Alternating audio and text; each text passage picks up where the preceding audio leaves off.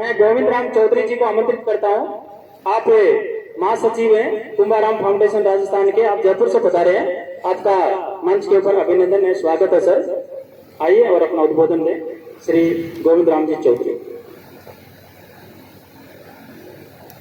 मैं सबसे पहले परम पूजनीय महान आत्मा बाबा भीमराव अंबेडकर साहब को नमन करता हूँ। इसी के साथ हमारे देश में शिक्षा की अलख जगाने वाले ज्योतिबा फूले, हमारे बाबा साहब के बाद संविधान के अनुसार राजस्थान के अंदर बाबा साहब के अनुयायी जिन्होंने हमें रोजी और रोटी का अधिकार दिया, जमीन का अधिकार, तो कुंभाराम जी आ रही है। और हमारे चूरू जिले की एक विशेष शख्सियत जिसको बाबा साहब के रूप में भी हम देखते हैं, राव काम जी आर्य साहब, इन सबको मैं श्रद्धांजलि अर्पित करता हूँ, नमन करता हूँ।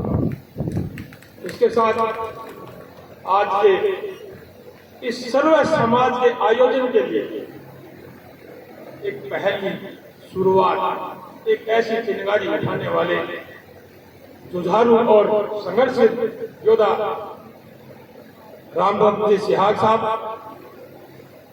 जिला प्रमुख महोदय, सभापति महोदय डोंगराम जी और सभी सम्मानित मंच जो मेरे आदरणीय हैं सब, और गांव और ढाणी से आए हुए मेरे बुजुर्गों साथियों, आज हम लोग यहाँ इकट्ठे हुए हैं।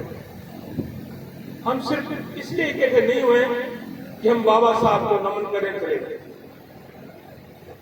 आज का जो कार्यक्रम है, ये कार्यक्रम किसी जाति, समाज,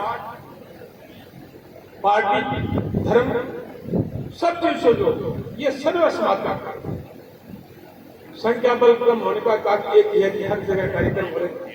अभी कलेक्ट्रेट में कार्यक्रम चल रहा है, वो भी हो रहे सारे, तो संख्या बल मायने नहीं रखता, लेकिन सर्व समाज के लोग जो चिंगारी के रूप में आगे इसका प्रकाश फैलाएंगे, वो चीज मायने। बाबा साहब ने हमें इस देश का संविधान दिया, जिन कानून, जिन रीति रिवाजों के रूप में हमें इस देश का शासन व्यवस्था, इस देश की व्यवस्था का संचालित कर रहे हैं, इसे बड़ी देख को क्या हो सकता।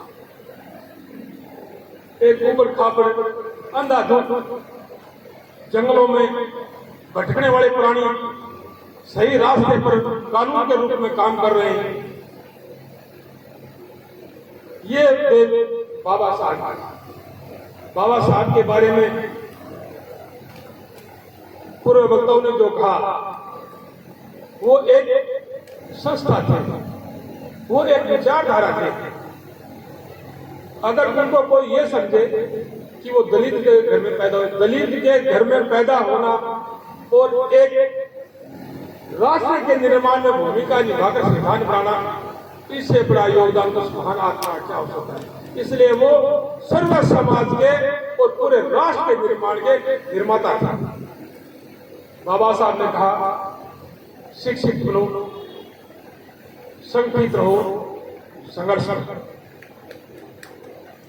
उस तत्कालीन परिस्थिति में संघर्ष करने की आवश्यकता थी, क्योंकि अंग्रेजों का, राजाओं का, जागीरदारों का जुल्म बहुत भारी था, इसलिए हमें संघर्ष करना था।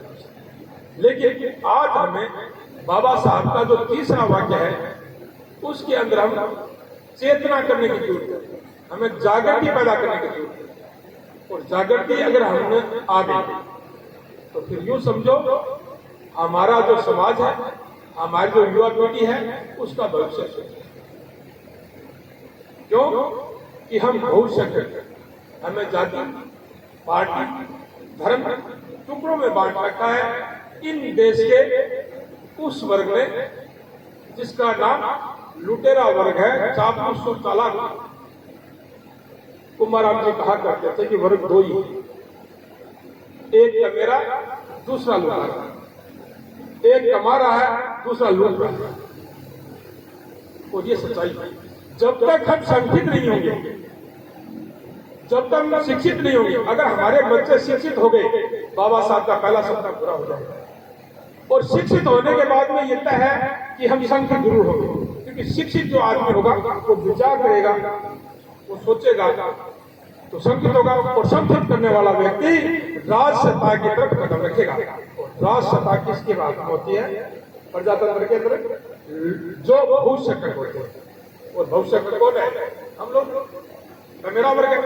अगर हमने इस बात को समझ लिया तो जो लोग हमारे पास में राजनीतिक पार्टियों से टिकट लेके आते हैं या किसी धर्म के नाम से, जाति के नाम से करने के लिए आते हैं, उनकी दुकानें बंद हो जाएंगी। फिर सर्व समाज के लोग ऐसे पैदा होंगे जैसे आज एक पहली शुरुआत हुई है।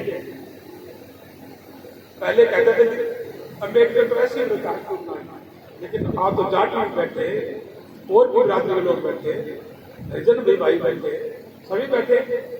तो ये शुरुआत हुई है। इस शुरुआत का श्रेय मैं रामचंद्र को देना चाहता हूँ कि इस इंसान ने एक नई पहल शुरू की है। ये चिंगारी गांव और ढाई तक पहुंचेगी और ये वहां तक पहुंचेगी।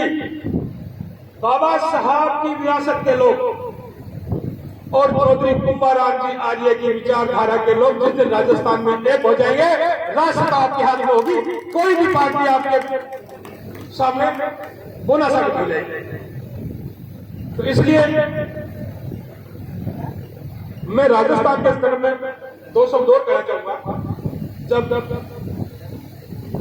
जागीरदारी प्रथा खत्म होने के बाद जब एकीकरण हुआ राजस्थान का, तो चौधरी साहब के मन में एक चीज थी कि वो गरीब घर में पैदा हुए थे, उसको पता था कि गरीबी क्या है। तब 1951 के अंदर जब सरकार बनी कार्यभार, उसके अंदर वो गृह मंत्री थे, तो उन्होंने एक एक्ट लागू कराया में कि जो जागीरदार भूमि जोत रहा है उसको सिर्फ 6% ही हिस्सा मिले और बाकी किसान को। और उसी का परिणाम था आगे चलकर टीकाराम पालीवाल को हटाने में चौधरी साहब की महत्वपूर्ण भूमिका थी। उसके बाद में व्यास जी को बनाया गया, व्यास जी पटेल 22 जागीरदारों को लेने के लिए अड़ गए।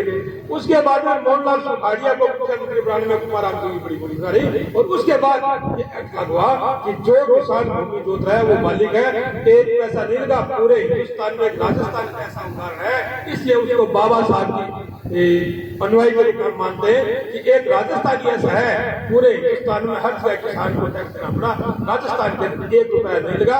और जहां जमीन जोत रहा था किसान जागीरदार की, वो उसका मालिक बना। और 2 महीने में पूरी कार्रवाई की, 2 महीने के लिए।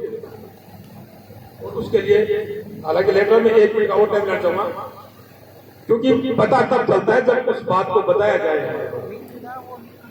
मेघवाल समाज को जो ये एक्ट बना था आरक्षण का, उससे बाहर कर दिया गया, चमारों को दिया गया था उसके अंदर। ये बात क्योंकि हमारे तो यहाँ बेदोशी मेघवाल ये है सब, और मीणा को विकसित कर दिया। बीकानेर में चौधरी साहब की बहुत बड़ी मीटिंग हुई थी, उसमें रेवतराम जी आर्य, पन्नालाल जी बारू, और ये हमारे रामेश सेवा को अभी तक हुआ है। तो कहने का मतलब है उस मीटिंग होने के बाद में नेहरू जी की पेशी हुई और नेहरू जी से जाके बात की, तब जाके मेघवाल को आरक्षण। माया बाजार रोड कहती है, सुनता होगा कि कुंभाराम जी हमारे राम, मेघवाल जाति के राम क्यों राम? मेघवाल जाति नहीं, वो सारा समाज का किसानों को भूमि का हक, मेघवाल जाति आरक्षण ऐसे, और मीणा जाति वाला। कहने का मतलब है पंचायती राज का,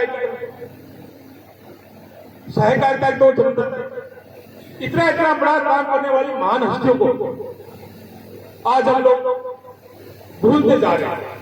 इसलिए हमें उस महापुरुषों की विचारधारा पर संकित होना हो। अगर हम लोग उन महापुरुषों की विचारधारा पर संकित हो गए तो हमारा समाज, हमारी युवा पीढ़ी का भविष्य सुंदर होगा। इसके बाद हमारे करंट आदरणीय रावतराम जी आए, कितनी बार चले? 5 बार मिले रहे। जनता की उन्होंने लगातार सेवा की, किसी चीज का दाग, और इतने स्वामी भक्त थे वो, जो मुख्य थे, मैं नाम नहीं लेना चाहूंगा, रात की बात हो रही थी, उनको खरीदने के लिए, वोट देने के लिए कोई नेता आया था कि कुमाराम जी को छोड़ दो, आप उधर दे दो। उन्होंने कहा कुमाराम जी तो मेरे लिए भगवान है, मैं तेरे को तुम दे रहा हूँ उससे 10 गुना दे दूँ, तू मेरी तरफ आ जा। कहने का मतलब है इतनी स्वामी भक्ति थी उनकी, इसलिए आज हम याद करते हैं और उन महापुरुषों की विचारधारा को हम आगे बढ़ाएं। जब सबसे पहले पंचायती राज की व्यवस्था हुई तो जिला प्रमुख बनने का जो नंबर आया तो सामान्य सीट थी, तो सामान्य सीट पर सब लोग आपस में ये सोचे कि मेरा नंबर आए, मेरा नंबर आए। तो चौर साहब ने एक काम किया कि भाई रेवतराम को जिला प्रमुख, सबसे पहला जिला प्रमुख सामान्य सीट पर चौधरी साहब की देन थी। ये उनकी जुबानी बात है और मोहन जी राम लोग बैठे।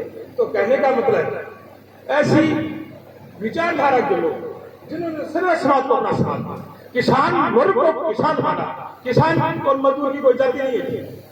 जो अपने खेत में काम करता है तो किसान है, मैं दूसरे खेत में काम करता हूँ मजदूर हूँ, तो क्यों में बांट रखा है? किसान और मजदूर दो नहीं है, एक चीज है। इसलिए हमें एक होना है। और चौधरी साहब का एक नारा था, एको करो, चेतो करो और खुद को करो। ये 3 बात आप समझ लो, उसी दिन हमारा कल्याण हो जाएगा और उसी दिन हमारी विकास की जो गंगा है वो शुरू हो जाएगी।